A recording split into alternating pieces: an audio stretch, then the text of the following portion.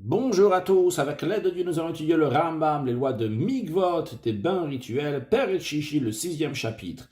Dans les chapitres précédents, le Rambam nous a enseigné qu'un mikvé doit être fait avec d'eau de pluie, des eaux qui sont cachères, qui sont valables, et non pas avec des eaux qui sont puisées. Dans un mikvé, la quantité d'eau de pluie qu'il doit y avoir, c'est 40 CA, un CA qui correspond environ à 8 litres, et donc 40 CA à 332 litres. Tant que le mikvé, l'endroit où se rassemble l'eau, n'a pas 40 CA, il a moins de 40 CA, si il y a 3 logs d'eau, un log c'est 344 millilitres, 3 logs ça représente environ 1 litre. Donc s'il y a environ 1 litre d'eau qui est tombée dans ces eaux de pluie qui ne sont pas encore 40 CA, tous les eaux deviennent considérées des eaux qui ont été puisées et donc des eaux qui ne sont pas cachères, qui ne sont pas valables pour le mikvé. Pour que ces eaux soient considérées she'uvin, puisées, il faut qu'ils ont été puisés, ils ont été mis dans un ustensile. Alors le Rambam nous dit quels sont ces ustensiles qui rendent les eaux she'uvin puisées. Halacha Aleph, kol akelim amekablim. Deux choses. Il faut que ça soit un keli, un ustensile. Deuxièmement, kemekabel, qui réceptionne, qu'il a de quoi réceptionner. Shehalchua maimalem, que l'eau est passée sur eux, c'est-à-dire que même en passant, l'eau est rentrée dans eux, elle est ressortie.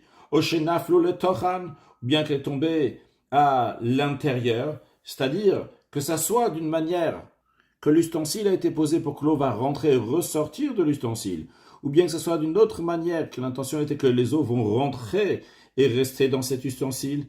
Quelle que soit la manière, Areil ou Chauvin, ces eaux-là sont considérées donc des eaux qui sont puisées. Ou postim est un mikvé, et ça rend invalide le mikvé si ces eaux-là sont tombées dans un mikvé qui n'avait pas encore 40 CA. Verrou, mais c'est à condition que cet ustensile-là, chez Yah sur le Kabbalah, qui ont été faits pour réceptionner des choses. Même c'était des ustensiles qui ne contractaient pas l'impureté, qui gagnent clé avanim, comme par exemple des ustensiles en pierre, ou clé adama, des ustensiles en terre, on ne parle pas en terre cuite, donc en terre tout simplement qui ne contractent pas l'impureté. Quand même, arrête le possible, s'ils ont été faits pour réceptionner quelque chose à l'intérieur, si l'eau est passée, ce sont devenus des eaux qui sont she'uvin, qui sont puisées, et ils sont invalides pour le mikvé. Alachabet, kol kli shelonas le Kabbalah. Par contre, tout ustensile, c'est un ustensile, mais n'a pas été fait pour réceptionner. Bien que concrètement, il peut réceptionner. Et il ne possède pas mikvé, il ne disqualifie pas, il ne rend pas invalide ces eaux-là pour le mikvé. Comme par exemple, asilon shamayim shachim baem. Les tuyaux à travers lesquels donc, l'eau passe, on voit donc ici l'eau passe par là, rentre par là, ressort par là, ou dans le sens inverse. Et bien qu'ils sont larges au milieu, mais câbles, donc ils peuvent réceptionner ici de l'eau quand même, ça ne rend pas invalide le mikvé. Pourquoi? Parce qu'ils n'ont pas été faits pour réceptionner l'eau et supposé avancer. C'est pas fait pour réceptionner de l'eau ou réceptionner quoi que ce soit. Ben shayushal matachet, que ce soit que ces tuyaux-là donc étaient en métal, au shel cheres, ou bien en terre cuite, vu qu'ils n'ont pas été faits pour réceptionner, bien que c'est un ustensile, mais ça ne rend pas invalide l'eau qui est passée dans cet ustensile. Halacha gimel, hashoket shebesela. Il y a un rocher, dans ce rocher-là, il y a un creux, dans ce creux-là, il y a de l'eau qui se rassemble. L'eau qui est là-bas, ne rend pas invalide le mikvé si ces eaux qui étaient là-bas donc sont parties dans un mikvé. C'est pas considéré des eaux qui ont été puisées. Les fichiers inakli parce que ce rocher-là n'est pas un ustensile. C'est même pas considéré un ustensile en pierre. Aval kli shechibro besela. Si quelqu'un il a fabriqué un ustensile en pierre ou une autre matière et il a rattaché avec de la chaux, il a rattaché à un rocher, le rocher il est rattaché au sol, eh bien quand même possède le taming, l'eau qui va rentrer dans cet ustensile-là va rendre invalide le mikvé qui a moins de 40 CA, même s'il a rattaché avec de la chaux cet ustensile-là, est encore considéré un ustensile qui est fait pour réceptionner, et donc l'eau qui passe à travers, c'est de l'eau qui est she'uvin, qui a été épuisée. Nigva melemata minatzad. Si cet ustensile a été troué sur le côté ou en dessous, donc cet ustensile qu'on a rattaché au rocher. Si ça a été troué, qu'il faut faire est un node, comme le trou de l'ouverture de l'outre qu'on fait passer donc le vin ou l'eau, comme donc c'est comme une sorte de bouteille, donc le bout de la bouteille, mais c'est là-bas donc c'est chauffer est un node, donc on verra plus tard exactement à quoi ça correspond. Ça correspond à deux doigts qu'on fait tourner comme ça dans ce sens-là, donc un rond comme ça qui correspond à environ 4 cm. Sheira, si ça a été troué comme ça et c'est rattaché au rocher, c'est kasher. Je répète encore une fois, c'est-à-dire que c'est cet ustensile, donc en pierre ou en autre matière, il a été rattaché au rocher. L'eau qui est à l'intérieur, c'est toujours considéré de l'eau puisée. Si ça a été troué, donc, qu'il faut faire éthanol, un trou de 4 cm, à ce moment-là, c'est kasher. Ve'ina posel est un migvé, et ça, ces eaux qui sont à l'intérieur ne rendent plus invalide le migvé qui a moins de 20 CA. Encore une fois, je ne vais pas préciser à chaque fois, mais le milieu doit avoir 40 CA. S'il a moins de 40 CA, il y a, quand on dit des eaux puisées, le rang pas soul. Donc, on dit des eaux puisées, donc il y a trois lugim d'eau puisée. On a pris plus de précision dans le chapitre précédent. C'est trois lugim, s'il n'avait pas l'intention, s'il avait l'intention, les trois lugim, même s'ils sont venus donc en plusieurs fois, même sur plusieurs années. Les détails, on a vu avant. En tous les cas, c'est trois lugim qui ne rendent pas soul ce migvé. Halacha dalet. Alors, keach li gadol, quelqu'un qui prend un grand ustensile. Cet ustensile est très très grand, à tel point qu'on peut s'immerger à l'intérieur, qui donne chavit dola, un grand tonneau, à revak dola, bien grand pétrin. On ne kavon nekeva metaeroto. Il a fait un trou qui fait que c'est plus considéré un ustensile qui peut contracter l'impureté. Parce que le trou qu'il a fait, c'est un trou dont une olive peut sortir. Donc l'ustensile n'est plus considéré un ustensile. Et qu'est-ce qu'il a fait? Ukvao Ba'aretz. Maintenant, cet ustensile-là, donc il a fixé dans le sol, va ça au migvé, et il a fait un migvé, donc il a rempli 40 CA dans cet ustensile qui est troué. Par exemple, donc il a fait le trou donc en bas, et après il a collé sur le sol, donc il a plâtré le sol. Dans le cas, l'ustensile en lui-même, il est troué, donc il n'est plus un ustensile, et il a rattaché au sol. Eh bien, Rezek Kacher, cet ustensile-là, il est Kacher pour un migvé. Vechen. Toujours dans le même ustensile, donc qui est très grand, qu'on peut s'immerger à l'intérieur même, qu'il a fait un trou, mais dans un cas où il n'a pas rattaché au sol. Il a fait un trou, et après ce trou-là, il a bouché avec de la chaux et des petites pierres qu'on utilise pour la construction. Et une possel, ça ne rend pas l'eau qui va rentrer à l'intérieur, ne rendra pas invalide le migvé, ce ne sera pas considéré comme des eaux qui sont puisées. L'eau qui se rassemble à l'intérieur de cet ustensile, migvé kasher, c'est un migvé donc qui est valable, c'est-à-dire que s'il va y avoir 40 C à l'intérieur, vu que c'est plus considéré un ustensile, vu qu'il a troué et il a bouché avec des choses qui sont utilisées pour la construction, le migvé il est kasher. Maintenant, si il a toujours dans cette grande ustensile dans lequel on peut s'immerger à l'intérieur et il a fait un trou, mais il a bouché ce trou non pas comme on vient de voir, avec de la chaux et des pierres qu'on utilise pour la construction, mais avec de la chaux et de la gypse seulement, à dain posel ou tamigvé. Les eaux qui vont entrer à l'intérieur sont encore invalides pour le migvé, ou uniquement s'il va prendre cette grand ustensile dans lequel on peut s'immerger dedans, qu'il a troué, et même qu'il a mis donc de la chaux et de gypse, il doit la fixer ba'ares dans le sol, au ivne, ou bien il va construire autour quelque chose comme une construction. C'est-à-dire que ce n'est pas suffisant dans ce cas-là juste d'avoir troué l'ustensile, donc il doit être rattaché au sol. Donc il y a une preuve, ou bien qu'il y a une preuve, donc c'est un binyan derbin qu'il a fait une construction. Donc dans le cas précédent, lorsqu'il a bouché le trou avec des cailloux, avec des pierres de construction, il y avait une preuve ici que c'est en tant que construction. Donc c'était un bon milieu. Et maintenant, vu qu'il n'a pas bouché avec des pierres de construction, seulement avec de la chaux et de la gypse, il doit le rattacher sur le sol ou bien construire quelque chose autour. Toujours donc cette grande ustensile qu'il a troué et que maintenant donc il a traîné sur le sol ou bien vers le gavacide ou bien qu'il a fait traîner sur de la chaux. Et le fait qu'il a fait traîner, il y a de la terre qui est rentrée dans ce trou, ou bien de la chaux qui est rentrée dans ce trou, et donc ce trou-là s'est bouché. Ou marar betit minazdalin. Et après ça s'est bouché, donc lui il a rajouté donc une couche d'argile comme ça, il a été enduit d'argile sur le côté pour ce qui s'est mis lorsqu'il a traîné dans cette terre qui a bouché le trou, bien que la chaux qui a bouché le trou va bien rester, il a enduit d'argile, et bien dans ces cas-là, arrêté kasher, c'est considéré comme une construction, parce que ce qui a été ramassé du sol lorsqu'il a traîné, c'est considéré donc comme quelque chose qu'on fait pour la construction. Halachae, hamaniach tavla taratatsinor. Quelqu'un qui a un tuyau, ce tuyau-là va dans le mikvé. Quand il va dans le mikvé, imaginons donc qu'il y a 1 mètre entre le mikvé et ce tuyau. Donc imaginons qu'ici donc il y a le tuyau qui arrive jusqu'à là. Là ici de ce côté-là il y a le mikvé. Et lui qu'est-ce qu'il a fait? Il a mis donc une tablette au milieu. Donc l'eau elle va comme ça donc sur la tablette. Et après, donc elle va de la tablette. Après seulement, Yordin la mikvé, elle descend dans le mikvé. Alors, imaya la tablette d'ofen. Si cette tablette, elle avait un contour, elle avait un rebord, donc elle est considérée comme un ustensile.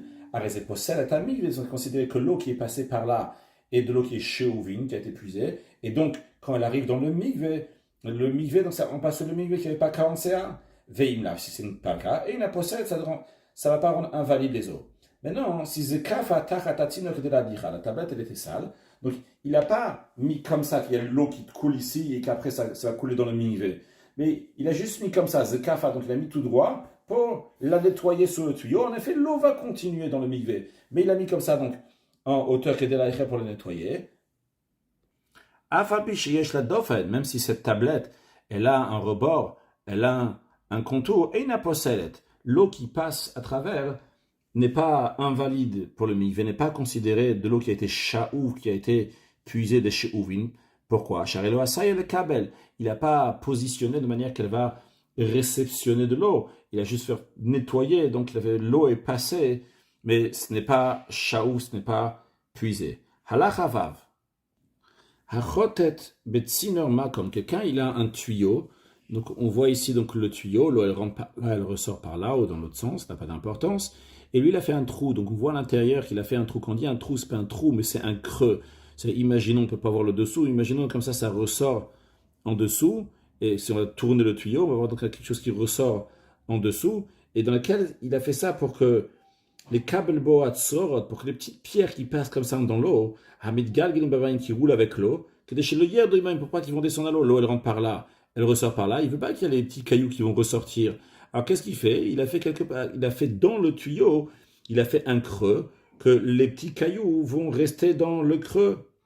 Alors, si le tuyau était en bois, et il a fait un creux, même quantité minime, posel à mikvé, l'eau qui est passée par là rend invalide le mikvé. Parce que tous les eaux qui descendent, viennent, sont passés par un ustensile qui est fait pour réceptionner, parce que ici, ce creux-là, il est fait pour réceptionner.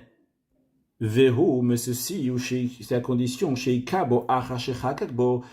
a fixé au sol ce tuyau-là après qu'il a déjà fait le creux, c'est-à-dire que c'était déjà considéré un ustensile qui réceptionne, et une fois que c'était déjà un ustensile qui réceptionne, après, il a fixé dans le sol, et donc, puisque Ve'aya la Torah Kikshaya Talouch, vu que quand il était détaché du sol, il était considéré un ustensile, alors il garde encore ce statut, même une fois qu'il a été fixé dans le sol.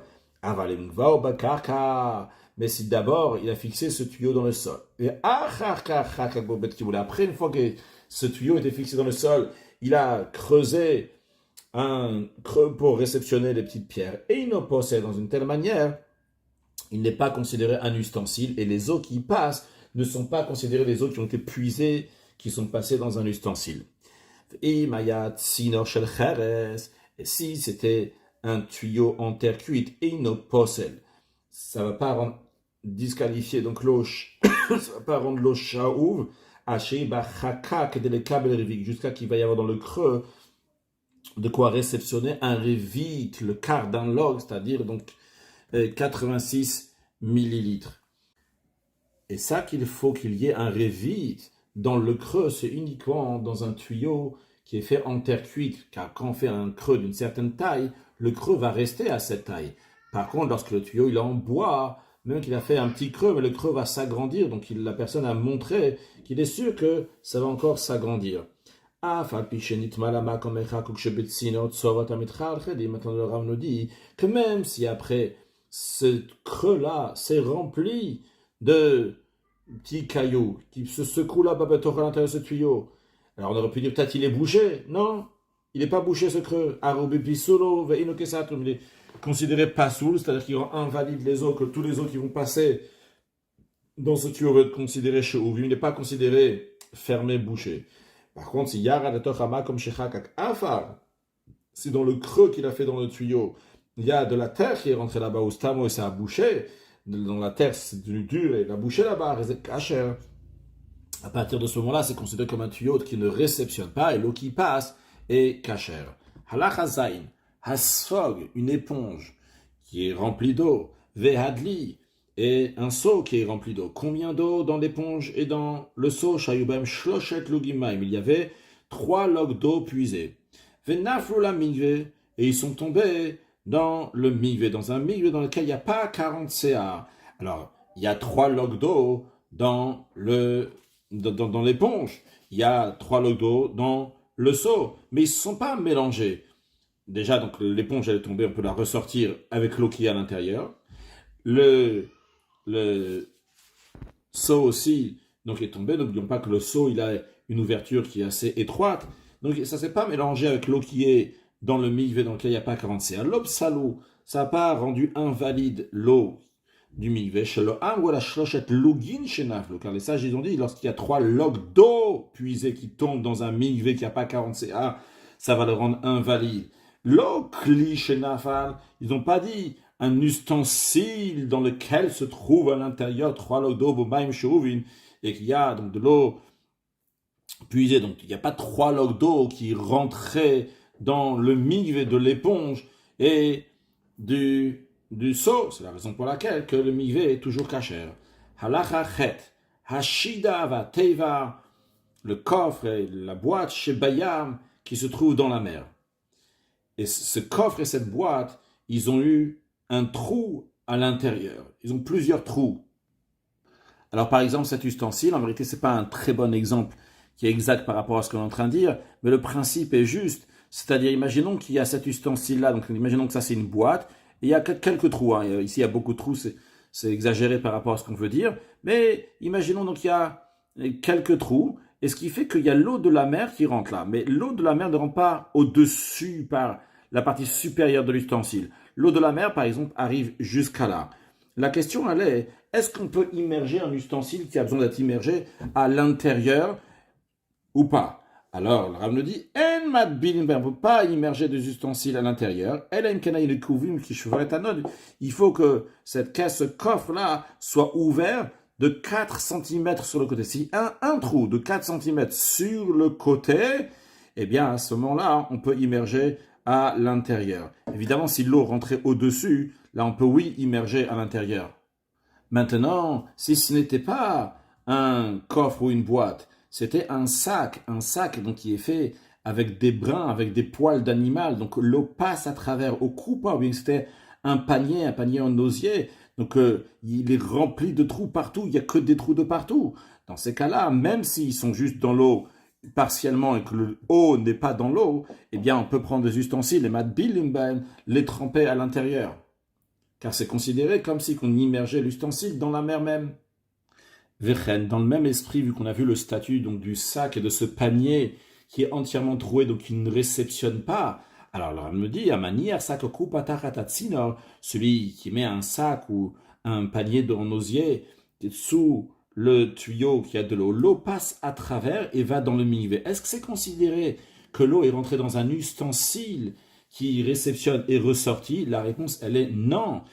Les eaux qui sortent du panier ou de ce sac, donc qui sont passées donc, du tuyau dans le panier ou le sac et après dans le mikvé, ne sont pas considérées des eaux chez Ouvin qui ont été puisées et donc ils ne sont pas poslin et à mikvé, ils ne rendent pas invalides les eaux du mikvé dans lequel il y a moins de 40 CA. Halachatet, gisterat mea, les restes d'un ustensile en terre cuite. Et ces restes d'ustensiles en terre cuite sont impurs. Chez Betoch mikvé. Et on peut voir, c'est dans le mikvé. Donc tout ça, donc c'est l'eau du mikvé. Et nous avons donc cette gistera. On peut voir ici donc que c'est cassé, il y a juste comme ça sur le rebord, sur la bordure, donc il y a des petits fragments comme ça qui ressortent de l'ustensile en terre cuite, ou satal malaminamaim. Donc le rebord se trouve au-delà de l'eau. Vehid bilbakelim. Et il a trempé des ustensiles à l'intérieur. Donc il y a de l'eau du mikvé qui rentre, mais il y a aussi donc des morceaux donc, d'argile qui se trouvent au-dessus de l'eau du mikvé. Et lui, il a immerger un ustensile dans cette gistera, dans cet ustensile cassé, non pas dans l'eau du mikvé sur le côté, mais à l'intérieur de cet ustensile.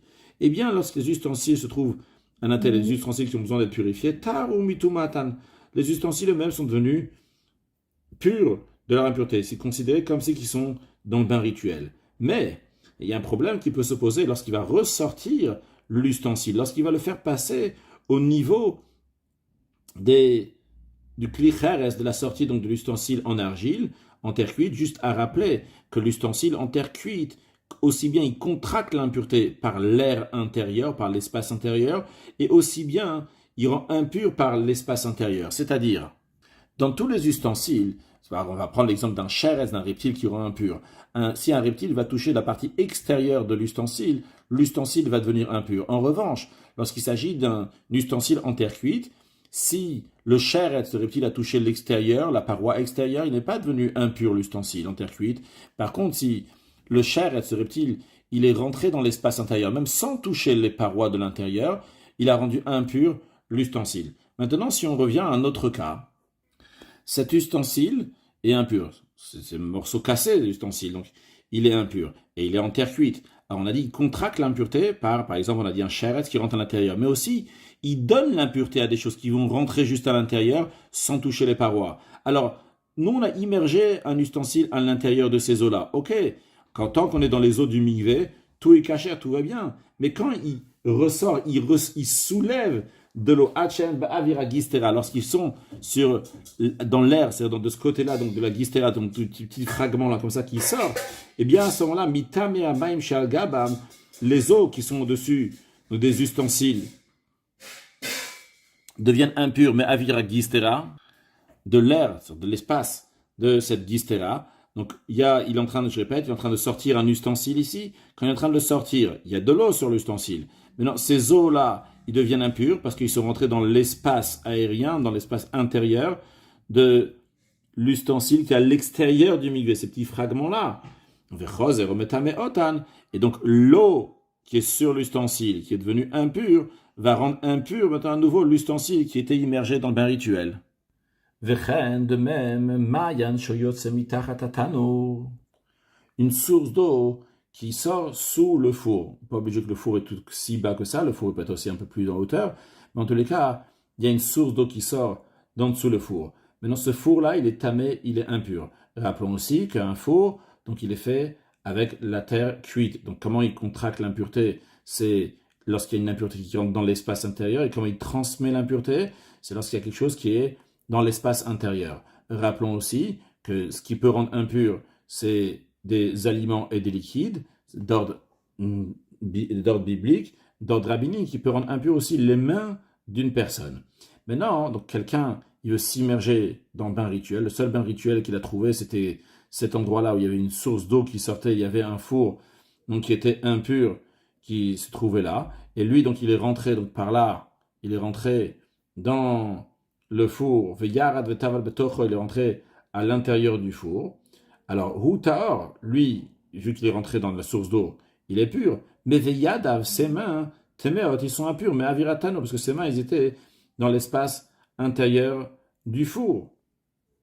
Le seul moyen pour que ses mains ne sont pas impures, c'est la imkenayu amaim le malaminatano. S'il y avait de l'eau qui dépassait du four, donc on voit le four ici, on voit la personne qui s'est immergée, et il y a donc au-dessus du four, il y a encore de l'eau, Berum Yadav, de la taille de ses mains. Donc quand cette personne, chez Nimtza, il se trouve que chez Tava, lorsqu'il s'est immergé, Yadav le malaminatano, ses mains, ils étaient dans l'eau de source, mais l'eau de source qui est au-delà du four. Et dans ces cas-là, ses mains donc, ne sont pas devenues impures.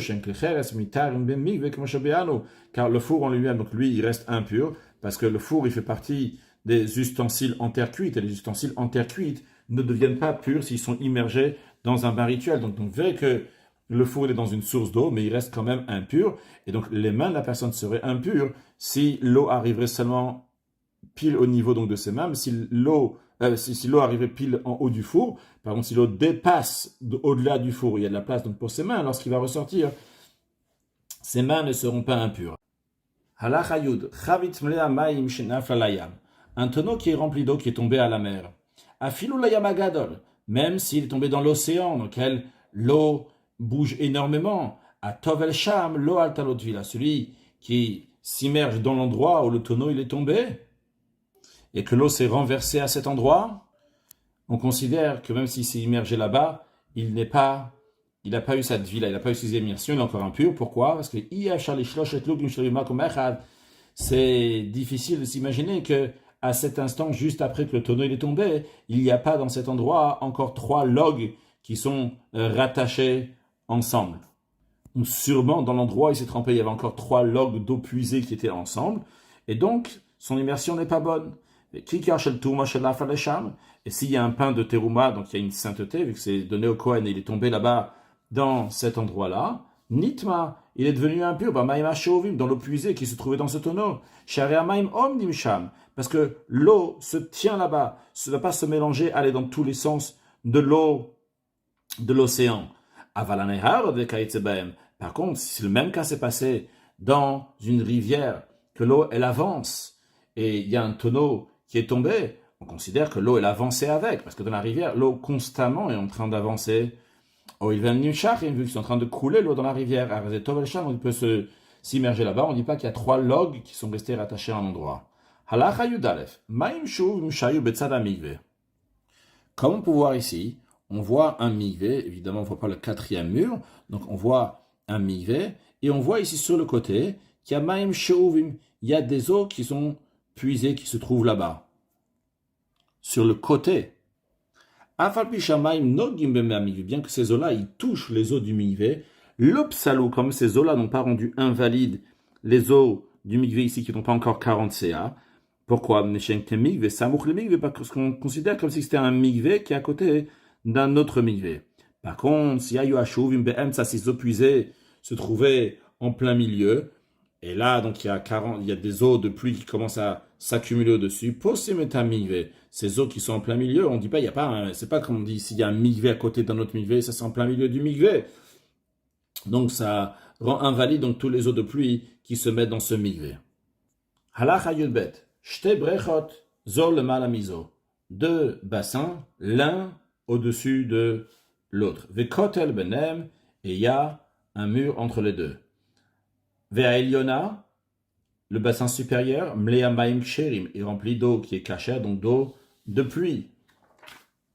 Vea Tartona, et le bassin qui est inférieur, Mlea Shouv, est rempli d'eau qui a été puisée. Venekev Bakotel, il y a un trou dans le mur chez Ben Eliona, la Tartona, qui est entre le bassin d'en haut et le bassin d'en bas.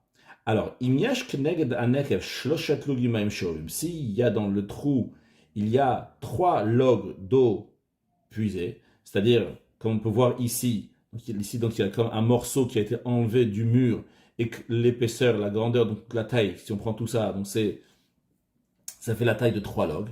Nifsela a Eliona, eh bien, la supérieure, donc dans laquelle il n'y avait pas 40 CA, et de l'eau ici devenue invalide pour le migvé, il y a chez un nekev, parce que le trou qui est ilou ou be'emsa a Elion, c'est comme si il était en plein milieu du bassin supérieur dans lequel il n'y a pas 20 CA. Et donc, ces 3 logs d'eau qui ici, donc, ils sont puisés, donc, comme s'ils étaient en plein milieu du bassin supérieur. Et donc, ça rend invalide tous les eaux qui sont là. L'eau betsida, on ne considère pas, donc, comme dans le cas précédent, qu'il y avait sur le côté. Ici, on disait, il y a l'eau au milieu, puis il y a l'eau qui est sur le côté. Donc, on aurait pu penser qu'ici aussi, on va dire, l'eau qui disqualifie se trouve sur le côté. Non, elle ne se trouve pas sur le côté. On la considère comme si elle est en plein milieu du bassin supérieur qui est d'eau de pluie, et donc ça rend invalide tous ces eaux. Halach Yud Gimel, Kam Yebanek, combien il va y avoir dans le trou pour qu'il y ait 3 logs, à kol et fiabrecha, tout est en fonction du bassin. Imaita brecha tartona, si le bassin inférieur d'eau puisée, il a Arbaim Sea, il a 40 CA, il faut que le trou va avoir Echad Mishloshmot Ve'esim Labrecha, il faut qu'il a 1 sur 320, un 320e du bassin. C'est-à-dire, comme le Ram va nous l'expliquer à la fin de la Lacha, dans chaque CA, il y a 24 logs. Donc 40 CA, donc il y a 960 logs. Si on partage 960 en 3, ça va nous faire 320. Donc 1 de 320, encore 1 de 320, et encore 1 de 320, ça nous fait 3 logs. Donc quand on dit 1 320e, c'est dans un cas où dans le bassin inférieur qu'il y avait de l'eau puisée, il y avait 40 CA, donc c'est 960 logs. Alors il faut un trou qu'il y a 1 sur 320. Et comme ça, donc on aura 3 logs. Haïta esim CA, si le bassin inférieur, il avait 20 CA, il faut qu'il y a dans le trou Echad mea veshishim, 1 de 160. En effet, 20 CA, ça correspond à 480 logs. Si on partage 480 logs en 3, on aura 160, 160 et 160. Et donc, ce trou, qui sera toujours le même, il aura la même taille, mais par rapport à l'eau qu'il y a dans le bassin, ça sera 1 sur 160. Le Ram nous dit, basé sur ce calcul-là, fais le calcul à chaque fois que tu mesures donc combien il y a dans le bassin inférieur, et tu vas faire le calcul, car la règle de ce que nous avons dit est basée sur le fait chez CA Sheshet cabine, que dans un CA, il y a 6 cabines, cave au singulier, cabine au pluriel, VH cave, et le cave, donc Arbaat Lugin, il y a 4 logs. Halacha Yuddalet, Shalosh Migvot, Ze Betzadze. 3 migvés qui sont loin l'un à côté de l'autre. Bechol echad même, dans chacun d'eux, il y a esim CA mekuvanot, il y a exactement 20 C1, 20 CA. Donc, ces deux là qui sont l'un à côté de l'autre, c'est de l'eau de le puits, et le troisième qui est à l'écart, qui est à l'extrémité sur le côté, ve'echad même shauv minatzad, celui qui a l'eau puisée, se trouve sur le côté. Ve'yadu shlosha, il y a 3 personnes qui sont descendues, au même moment, au même instant, ve'tavlu bishloshtan, et ils sont immergés dans les 3 bassins. Ve'ner muamay, donc automatiquement l'eau s'est surélevée, a débordé, donc ils sont rattachés, donc les 3 bassins ensemble, comme on peut voir ici que l'eau de l'un passe à l'autre, de l'un passe à l'autre. Donc, à migvot ksherim, donc les 3 bassins sont cachers, ve'atovlim teorim, qui sont immergés, sont purs, sharena sahakol shishmisa, parce que tout est devenu 60 CA. Comment ça s'est formé ces 60 CA? Men arbaim ksherim zebetzadze, les deux qui étaient à côté de l'autre, comme ça, qui sont devenus ensemble, il y en a 40. Donc ça fait que c'est devenu un migvé qui est cachère. Et donc avec ces vins-là aussi, donc ils sont associés à ce migvé-là, donc il y a des cachères. Les eaux qui étaient sur le côté, qui étaient puisées, dans lequel il y avait aussi 20 CA, qui étaient donc puisées, ne rend pas invalide un migvé qui a 40 CA. Si y a un migvé qui a 40 CA, tu rajoutes encore de l'eau puisée, il n'y a aucun souci. Ces eaux-là donc ne vont pas rendre invalide le migvé qui est cachère. Mais ça, c'est uniquement dans la manière que c'est présenté ici. Par contre, dans un cas quand il y a shaouf be'emta, si, pas comme dans l'image ici, mais celui qui a les eaux puisées se trouve au milieu. Veyardu ve'tavlu ba'en, et les 3, ils sont descendus, ils sont immergés ensemble. Vener mu'amaim, donc les eaux se sont soulevées, ve'tavua migvot, et les migvot se sont mélangés. Quand même, ça ne sera pas cachère. Pourquoi? Parce que la migvot kemot she'ayu, pourquoi les migvot qui sont comme ils étaient avant, donc qui sont toujours pas cachers, va tov limtun she'ayu, ceux qui sont immergés sont toujours impurs. Sharalonita voir baim se'ak sherim, il n'y a pas 40 CA qui sont mélangés ensemble. Il y avait 20 CA ici et 20 CA de l'autre côté, et les eaux qui étaient puisées étaient au milieu. Les fichaïna betzadeh, ils ne sont pas l'un à côté de l'autre. Parce que celui qui a les eaux puisées se trouve au milieu entre les deux. Conclure avec un mot de chassidout. D'un côté, on nous dit qu'il faut des eaux qui viennent du ciel, donc des megesham. De l'autre côté, on dit qu'il y a quelque chose ici qui a été fait par l'être humain qui va réceptionner dans quelque part. Eh bien, d'un côté, on a ce qui doit être donné par Akadosh Baruch Hu, qui vient du haut, mais il y a besoin aussi de Avodat Mata, le travail du bas, donc faire le lien entre le haut et le bas. Mashiach now, une excellente journée.